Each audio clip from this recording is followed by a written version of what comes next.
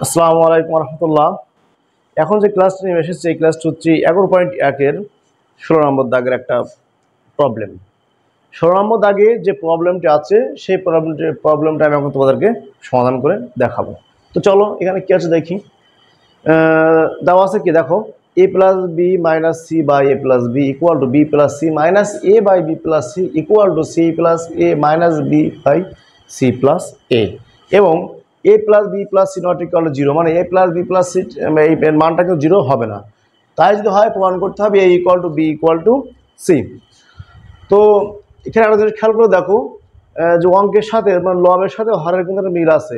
এ দেখো A plus B minus C একটু বেশি আছে, B plus C C plus C plus A. তাহলে আমরা একটা কাজ করলে কিন্তু এটা ভ্যানিশ করে দিতে পারি আমরা, তাই না? আমাদের টার্গেট হচ্ছে কি, টার্গেট কিন্তু আমাদের হচ্ছে কি যে A equal to B equal to C, এটাকে প্রমাণ করতে হবে। আচ্ছা, তো চলো আমরা চলে যাই সমাধানে। সমাধানে গিয়ে আমরা কি করব, এটা লিখবো যে কি বি প্লাস মানে A plus B minus C by হচ্ছে A plus B, B plus C minus A ভাগ হচ্ছে বি প্লাস সি, এটা হবে সি প্লাস এ মাইনাস বি ভাগ হচ্ছে সি প্লাস এ। এটাই তো ওই যে এটাকে বললাম যে এর এ প্লাস বি নিচে কিন্তু এ প্লাস বি আছে, বি প্লাস সি মাইনাস এ নিচে কিন্তু বি প্লাস সি আছে, সি প্লাস এ মাইনাস বি নিচে কিন্তু সি প্লাস এ আছে।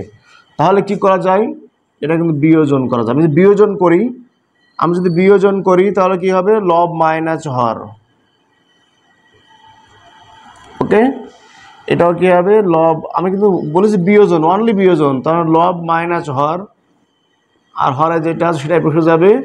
এটাও কি হবে লব মাইনাস হর, আর এখানে হরে সি প্লাস এ আছে। আমরা কি করলাম, বিয়োজন করলাম। একটু সাইড নোট দিয়ে দেব যে কি বিয়োজন করে।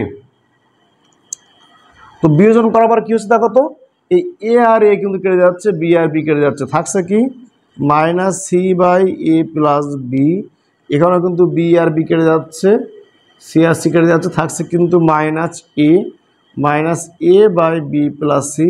এখানেও কিন্তু plus C plus A minus a কেটে যাচ্ছে, থাকছে কি মাইনাস বি ভাগ হচ্ছে সি প্লাস এ। ক্লিয়ার?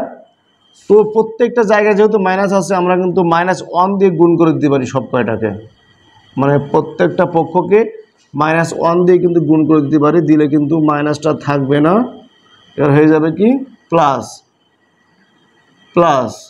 তো সাইড নোটটা কি দিবা, সাইড নোটটা দিবা -1 দ্বারা কি করে গুণ করে। ওকে, এবার একটা কাজ করব আমরা, সেটা আমরা লব দেব হরে আর হর দেব লবে। তাহলে এটাকে কি বলে বলো তো, লব চলে যাচ্ছে হরে আর হর চলে যাচ্ছে লবে, এটাকে কি বলে বলো তো, এটাকে বলা হচ্ছে ব্যস্তকরণ করে, তাই না? ব্যস্তকরণ করে। এবার আমার দেখো প্রমাণ করতে হবে A equal to B equal to C, আবার A plus B plus C not equal to zero. তো এই দুইটা টার্ম নিয়ে আমাদের এখন ভাবতে হবে।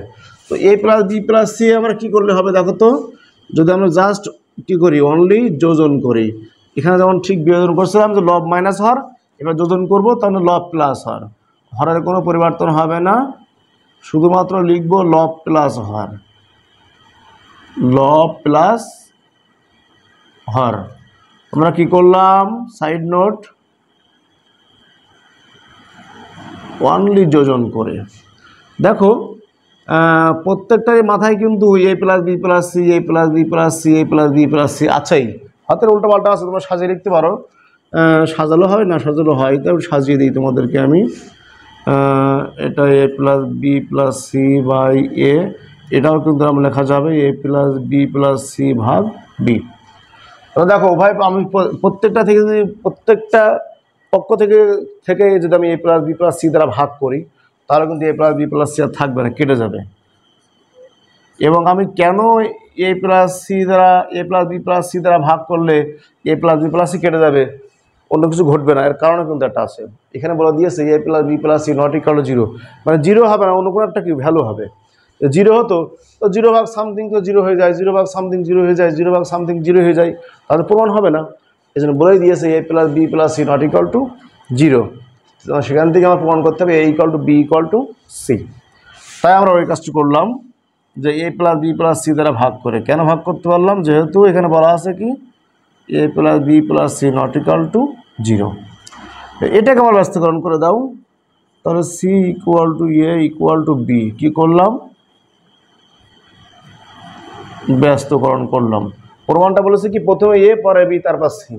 এটা আমরা সাজিয়ে লিখতে পারি, অতএব A equal to B equal to C. প্রমাণ করো যে হয়ে গেল, প্রুভড, তাই না? একবারে সহজ। তো এই অঙ্কটি সিম্পল অঙ্ক, কিন্তু অনেকের কাছেই কঠিন মনে হয়, তাই না? আমি এটাকে একটু ভাগ করে দিই, এখানে একটা সাথে লেগে গেছে মনে হচ্ছে। এই যে আমি কিন্তু এই পার্টটুকু আগে করেছি, তারপর কিন্তু এই পার্টটুকু করেছি।